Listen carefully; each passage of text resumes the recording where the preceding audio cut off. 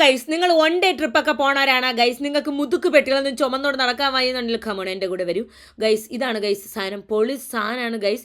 ഈ സാധനം ഞാൻ ആമസോണിൽ നിന്ന് വാങ്ങിച്ചിട്ടുള്ള 1 ഡേ ട്രിപ്പിനൊക്കെ പോകാൻ പറ്റുള്ള ഒരു സാധനമാണ്. ഇങ്ങനെയൊക്കെ ഒന്ന് മണാലിട്ട് അടിക്കാം, പിന്നെ ഇച്ചിരി വെയിറ്റ് കൂടി നമ്മൾ ലാലേട്ടനെ പോലെ നിൽക്കേണ്ടി വരും, എന്നാലും കുഴപ്പമില്ല ഗൈസ്. കൈ തൂക്കി പിടിക്കുക എന്നുള്ള ഒരു അടിപൊളി സാധനമാണ് ഇത്. ആമസോണിൽ നിന്ന് വാങ്ങിച്ചിട്ടുള്ള ഒരു ലൈക്ക് എന്താ പറയുക, ഒരു ലഗേജ് ബാഗാണ്. ആൻഡ് നോക്കുക, ട്രാവൽ ഡഫിൾ ബാഗ് എന്നൊക്കെയാണ് അവർ പറഞ്ഞേക്കുന്നത്.